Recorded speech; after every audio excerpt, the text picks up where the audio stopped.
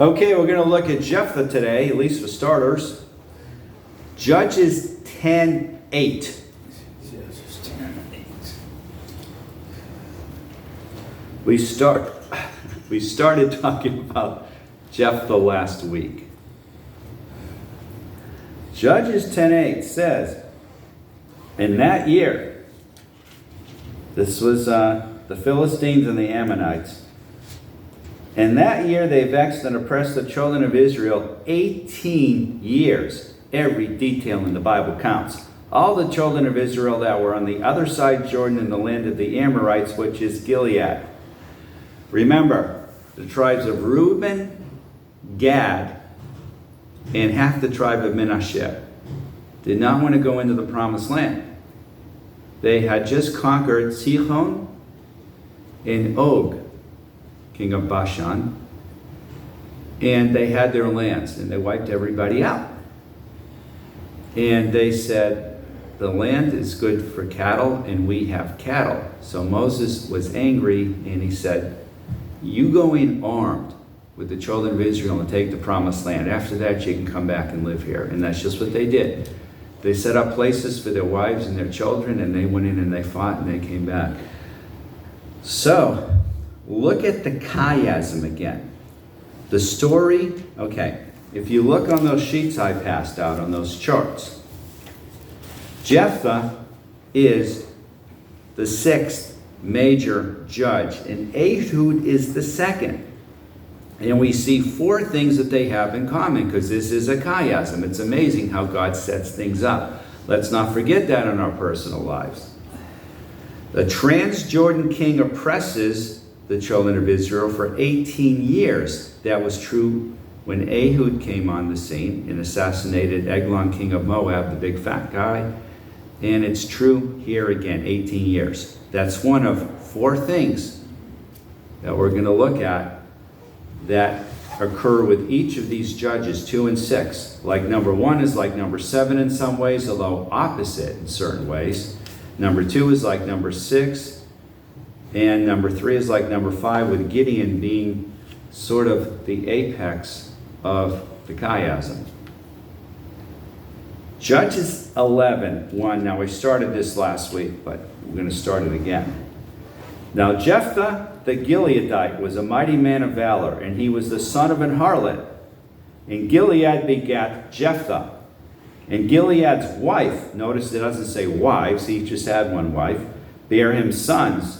And his wife's sons grew up, and they thrust out Jephthah, and said unto him, thou shalt not inherit in our father's house, for thou art the son of a strange woman. Okay, now, does this remind you of something? Abimelech, Judges 8. Gideon had many wives and 70 sons. And Gideon had a concubine in Shechem who bore him Abimelech. Remember, they wanted to get rid of him too.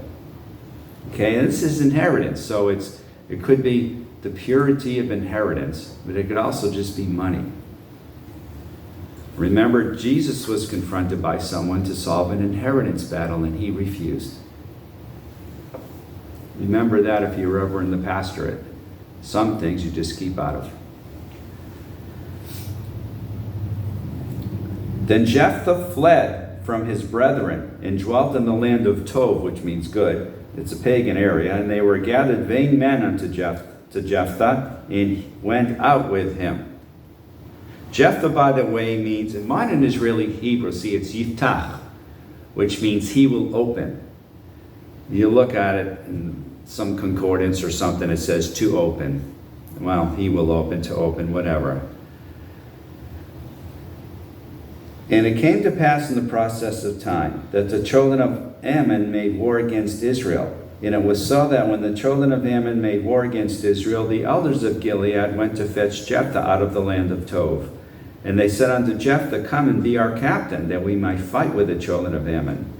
And Jephthah said unto the elders of Gilead, did ye not hate me and expel me out of my father's house? And why are ye come unto me now when ye are in distress? So here's this band of outlaws. And the elders of Gilead said unto Jephthah, Therefore we turn again to thee now, that thou mayest go with us and fight against the children of Ammon, and be our head over all the inhabitants of Gilead. And Jephthah said unto the elders of Gilead, If ye bring me home again to fight against the children of Ammon, and the Lord deliver them before me, shall I be your head? This guy's looking out for himself. And the elders of Gilead said unto Jephthah, The Lord be witness between us, if we do not so according to thy word. See, that's a vow, and you do not break vows in the Bible. We'll see what this cost him at the end of the narrative. You read commentaries, and people will say, well, he should have renounced, so-and-so should have renounced a vow. No, you don't do that in the Bible time and time again. It says you keep your vows. So you don't make them rashly, because you're going to have to keep them.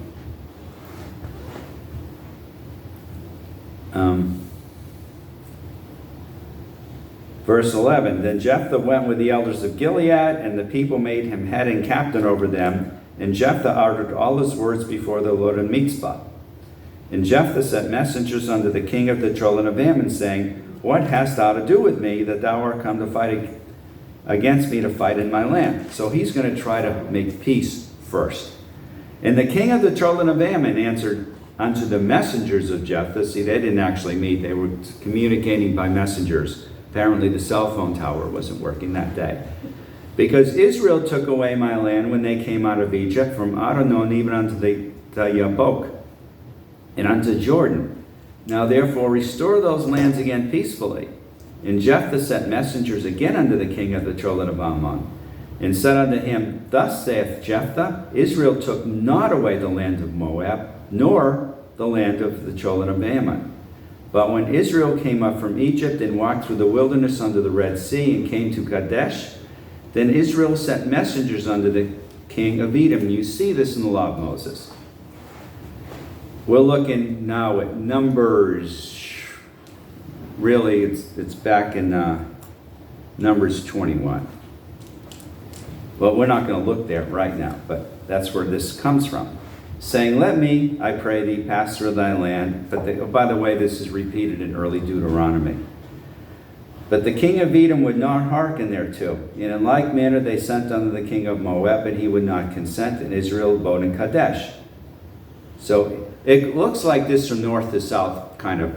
Ammon, Moab, Edom. Okay, now, above there, north of there, you got Gilead. Then they went along through the wilderness and compassed the land of Edom and the land of Moab, and came by the east side of the land of Moab. Remember, they haven't crossed the Jordan yet. And pitched on the other side of Arnon, but came not within the border of Moab, for Arnon was the border of Moab. And Israel sent messengers unto Sihon, king of the Amorites, the king of Heshbon. And Israel said unto him, Let us pass, we pray thee, through thy land into my place.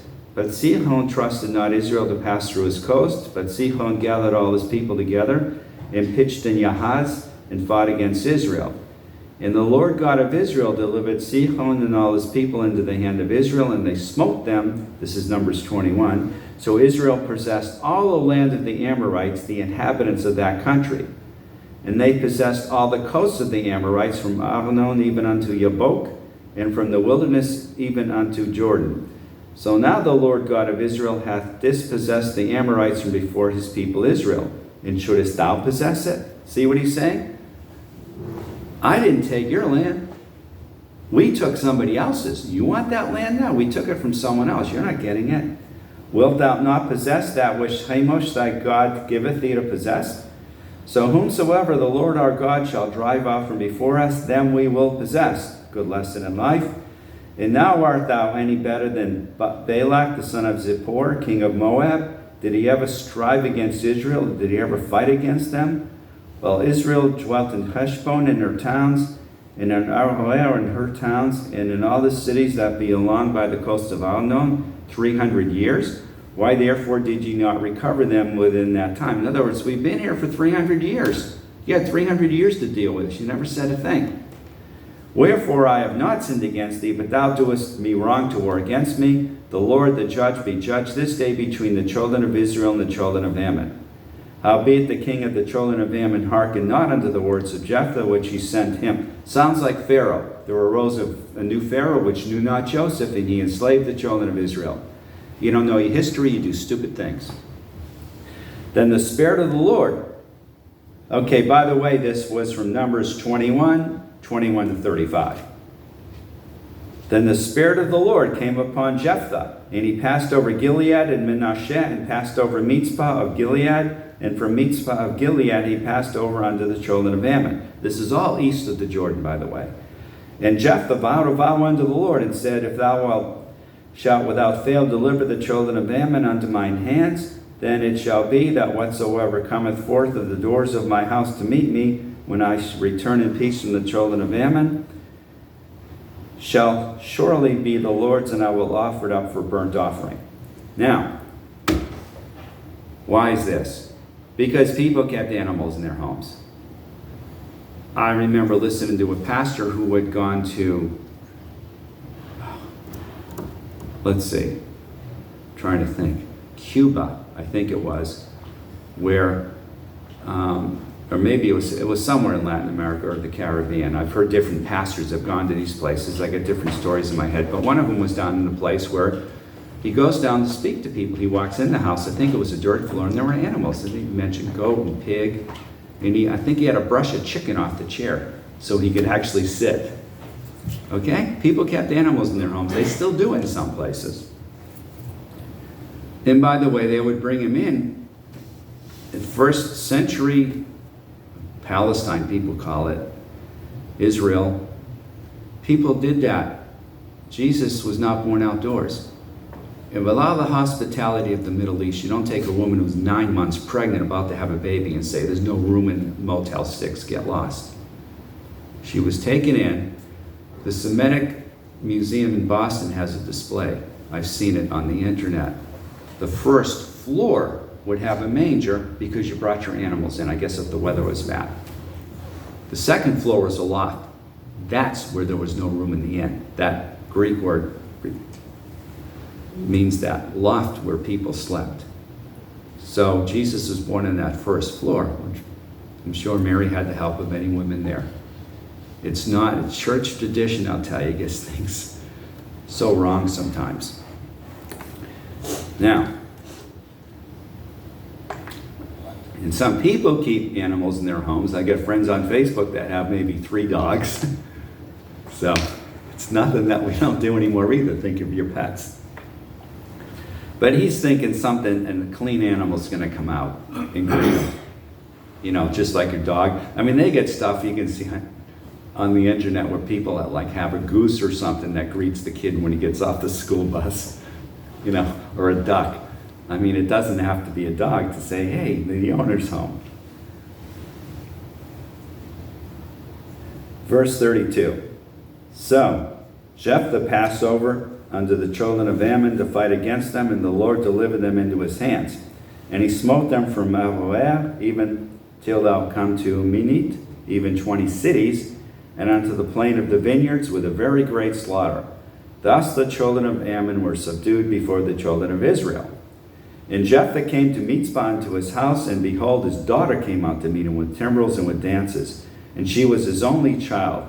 Beside her he had neither son nor daughter. They have to do that because so often what you see in the Bible are the genealogies of the man, the boys, the sons. They don't even mention the women. So they have to say he had neither son nor daughter. So you don't just think, well, you know, he didn't have any other sons, but he might have had a bunch of daughters. No, I mean, that was it. One shot. One living, breathing human being. And it came to pass when he saw her that he rent his clothes and said, Alas, my daughter, thou hast brought me very low, and thou art one of them that trouble me. For I have opened my mouth unto the Lord, and I cannot go back. And she said unto him, My father, if thou hast opened thy mouth unto the Lord, do to me according to that which hath proceeded out of thy mouth. Forasmuch as the Lord hath taken vengeance for thee of thine enemies, even of the children of Ammon. And she said unto, now here's the thing, what did he do? Did he literally sacrifice her body and kill her? He had lived in a pagan land where they would do stuff like that. Or was it like Romans 12:1, present your body as a living sacrifice? Was he maybe making her go to the temple and serve there? Actually, in those days, it would have been the tabernacle. Was it a literal, physical, she's dead? Or is he setting her aside for God's service? And people argue both ways. I'm not even going to solve the argument. Apparently, he actually did cook her. But then there's a touch of evidence that that's not true. And she said unto her father, let this thing be done for me. Let me alone 2 months, that I may go up and down upon the mountains and bewail my virginity, I and my fellows. That's why I think sometimes maybe it was just service to God. I would be bewailing my life, not my virginity. But then again, she probably realized she's the last. There goes the clan, the family, not really a dynasty. They weren't kings. So she probably was really bewailing her virginity because she realized, my father's household ends here. I could have gotten married, and I could have, the inheritance would have passed to me as the only child, and I simply would have had to marry within my tribe, according to Numbers 36. She's probably really being sacrificed. And he said, go. And he sent her away for 2 months. I would have run away. And she went with her companions and bewailed her virginity upon the mountains. And it came to pass at the end of 2 months that she returned unto her father, who did with her according to his vow which he had vowed. And she knew no man. And it was a custom in Israel that the daughters of Israel went yearly to lament the daughter of Jephthah the Gileadite 4 days in the year. Maybe set aside for service to God, probably literally sacrificed. Okay. Any questions, comments? Judges 12. And the men of Ephraim. Remember that in Genesis 48, blind Jacob was blessing the sons of his son Joseph. In other words, his grandsons. Menashe was born first, therefore he should have really been, the way they go with the primogeniture, he should have been the top person, in Ephraim. And when Joseph brought them, Jacob went like this. Actually, I think it was like that. And he put Ephraim above Manasseh, even though Ephraim was the second. And if you keep looking throughout the Bible at what these tribes do, you'll see that blessing pan out. Ephraim seemed to be involved in a lot of battles. It was a large tribe. And the men of Ephraim gathered themselves together and went northward and said unto Jephthah, because remember, this is all up in actually the northeast. Wherefore passest thou over to fight against the children of Ammon, and didst not call us to go with thee? We will burn thy house upon thee with fire. I love the diplomacy of those days. And Jephthah said unto them, I and my people were at great strife with the children of Ammon, and when I called you, ye delivered me not out of their hands. And when I saw that ye delivered me not, I put my life in my hands, and passed over against the children of Ammon, and the Lord delivered them into my hand. Wherefore then are ye come up unto me this day to fight against me? Now, notice his response. Sometimes we turn the other cheek so much we become passive and let people kick us around. I'm not saying we should go around start wars over stuff like this. But it's been a very long and difficult lesson for me to learn. You stick up for yourself. There was a time when Jesus had to get crucified. And at that point, he really didn't do much to stick up for himself. Paul was persecuted like crazy. And he stuck up for himself in a court, setting the Pharisees against the Sadducees. And, when they take him at the temple, you're going to bind a Roman citizen? There are times when you turn the other cheek, and there are times when you stick up for yourself. And it's hard to fight sometimes. It goes against our self-preservation. Some of us just like to be passive. Let it go. Jesus said, turn the other cheek. I'll be a peacemaker. Whenever I hear someone say, I'm a peacemaker, I fear for them. Because they're probably a doormat, not a real peacemaker. That's been my observation with limited data points. That's wrong. I'm a peacemaker. No, you're letting people kick you around. Yeah. I actually mentioned to some people who were very good to me and took me in for 14 months in Alaska so I wouldn't become homeless. They said to me, the mother in the family said, "You're the only one who gives us anything." See, I voluntarily paid them room and board because I was working. I was also getting some unemployment, working part-time, getting unemployment. I just decided, hey, I'm going to give them room and board. And I said, why do people push you around or something like that? She says, we let them. Okay? I'm not their judge. They rise, and in fact, she's gone now anyway. As is her husband. They were fantastic people. I'm not their judge. They rise and fall before God, who's able to make them stand. But I have decided in my life, that's not me anymore. It used to be. It's not.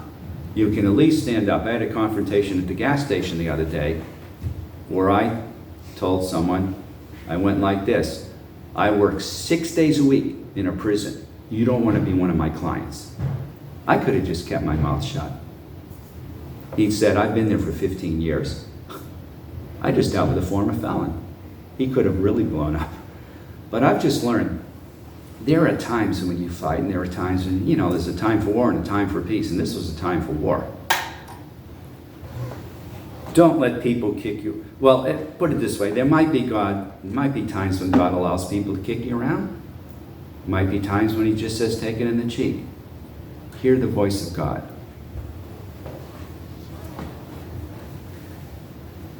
Then Jephthah gathered together in verse 4 all the men of Gilead and fought with Ephraim. Ephraim seemed to be kind of a contentious tribe. They were big, they were strong, they were powerful, and they didn't always get along with the others.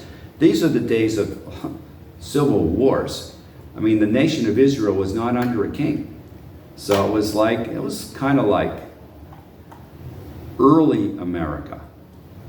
Really, especially before we got our Constitution. We had government, we had presidents before Washington. They were just really president, what did they call it? President of Congress assembled. It's sort of a figurehead. He was head of Congress. The executive wasn't a second branch. We were under the different forms of government, including the Articles of Confederation. And, everyone's loyalty was towards their state, not their country. The Civil War, people fought as states. It wasn't just the North versus the South. It's, a regiment from Massachusetts, the Tennessee Volunteers. You still fought often with your state. And it was kind of like that there. So there were a lot of civil wars. By the way, when I was 16 years old, my father said, when I was 15 or 16, he said, next summer you want to work in Germany or you want to work in Venezuela, you have your choice. He used to do this to me because he was a chemical engineer with international connections all over the place. So I chose Germany. And I stayed with a German family between 11th and 12th grade in the summertime. And I was given a choice there. I could work in a textile mill or a leather tannery. Well, the textile mill was noisy. I hate noise. The leather tannery had smell, but I can handle smell usually. So I chose the leather tannery. And the family there was very good to me. Husband, wife, and a boy 4 years younger. People I had met when I lived in Holland when I was in second grade anyway. When I had to go over for a few months at a Dutch school because my father had business over there. So my mother and I went. And he said that after, the guy could speak English pretty well. He said after the Second World War, he talks about being out by a cliff or something, listening to some priest. And the idea was, Massachusetts can't attack Arkansas. So let's have this Europe where there were three things. Number one, it would be under a common military, so you wouldn't have what they had just had in World War II. And of course, that might have been their biggest thing. Let us have a common currency.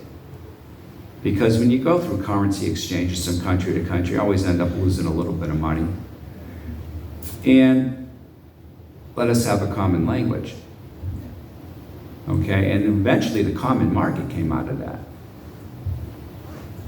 But the common market's probably more of an economic thing, But back in those days, they'd just been through World War II. And the idea was we're not going to be fighting each other if we get like the Americans. We're all under a common country. But this is, internecine warfare. Then Jephthah gathered together all the men of Gilead and fought with Ephraim, and the men of Gilead smote Ephraim, because they said, Ye Gileadites are fugitives of Ephraim among the Ephraimites and among the Manassites. And the Gileadites took the passages of Jordan before the Ephraimites. And it was so that when those Ephraimites which were escaped said, Let me go over, that the men of Gilead said unto them, Art thou an Ephraimite? And if he said, Nay, then said they unto him, Say now, Shibboleth. And he said, Siboleth, for he could not frame to pronounce it right. Then they took him and slew him at the passages of Jordan, and there fell at that time of the Ephraimites 42,000. Remember the chiasm. Obviously, there's an accent issue. Remember Peter? Hey, you're from up there, from Galilee. We can tell by your accent. People can tell I'm from the north by my accent. Ehud, there was a Transjordan king oppressing the children of Israel for 18 years, the second major judge. We're now at the other side of the chiasm. Jephthah, there's a Transjordan king who oppressed the children of Israel for 18 years, although it was really just on the east bank. There's a message with Ehud. There's a message with Jephthah. In each case, they captured the riverbank. But under Ehud, Ephraim helped. Things are going downhill now. They went downhill under the book of Judges. They went downhill under the Davidic dynasty. They went downhill in the 9 dynasties, which comprised the 18 kings of the northern kingdom of Israel. Ephraim helped when Ehud was out of battle. Now, thousands, 42,000 Ephraimites are killed. And Jephthah judged Israel 6 years. Then died Jephthah the Gileadite and was buried in one of the cities of Gilead. And after him, Eve son of Bethlehem judged Israel. Bethlehem's pretty familiar. And he had 30 sons and 30 daughters whom he sent abroad, and took in 30 daughters from abroad for his sons. Obviously, he had multiple wives. And he judged Israel 7 years. Then died Eve's son and was buried at Bethlehem. By the way, at Judges 3:27, under Ehud, blew a trumpet in the mountain of Ephraim. See, the tribe of Ephraim came to help them. But now on the other side of the chiasm here with Jephthah, they killed 42,000 from that tribe. By the way, Vietnam, we lost 58,000. World War I, I think, was somewhere around 500,000. No, World War II, I think, was somewhere around 500,000. I'm trying to remember the numbers.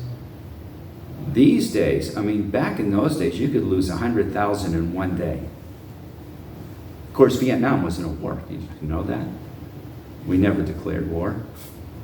But that's different. It was a war. Very lost by the brilliant politicians in D.C. who decided to fight a war of attrition. If we kill more of them, then they're going to kill us. They'll give up. You know, you get guerrilla fighters, a determined enemy on their home turf, by the way. They're not going to give up. Unless they're cowards, which they weren't. But the point is, the body counts in those days were incredible. I don't think they usually took prisoners of war. He just killed everyone from the opposite side. Took often his clothes, certainly, I assume his weapons. His clothing in the Old Testament is very expensive. I mean, these days you go to Walmart, it's dirt cheap.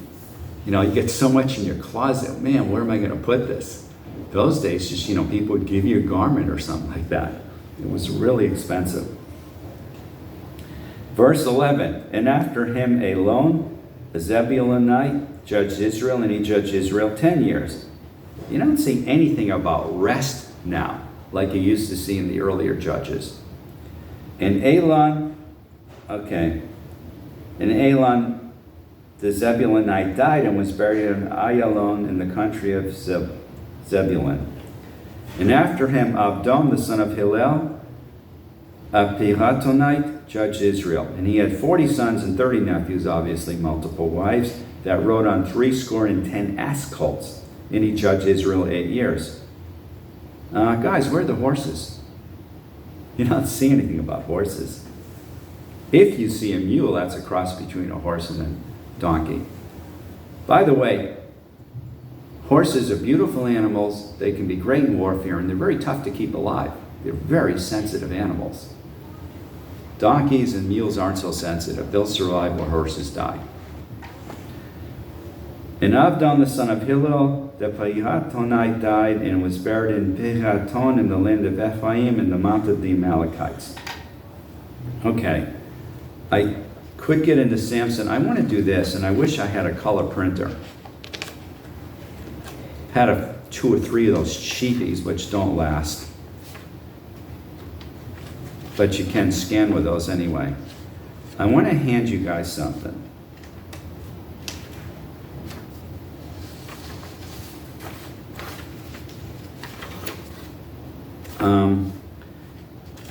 Even though you can barely read this, it shows you 1, 2, 3, 4, 5, 6, 7, 8, 9, 10. Yeah, the 12 judges. Remember, there are 7 judges of whom a lot is said, but there are 12 judges altogether. And it shows you where they were, if you can actually read this.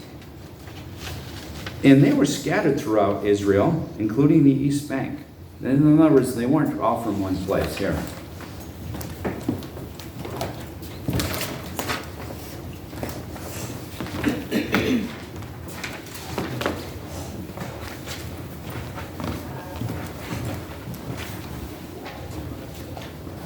It gives you a visual of where these judges were from.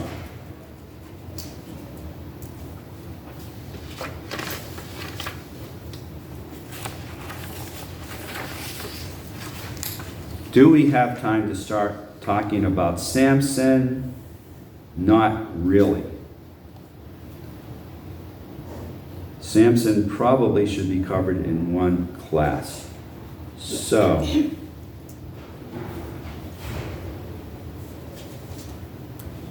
any questions or comments? We see what's going on. There's this incredible chiasm with the 7 judges, with Gideon sort of sitting in the middle as things go from good to bad. And that's what we see. Our own government, our own country really, is just getting worse and worse. And that's typical. Okay, Robert, here. It's just, if you can read this, I wish you can find this. Just, where were the judges? Google it and you'll see it in color. And if you've got a color printer, you can print it out if you want to. It shows you where those 12 judges were. In other words, they're from all over the country. Things might be centralized as far as the tabernacle in Shiloh, but they're not centralized as far as, being in Jerusalem like it was later. And so you have these judges from all over.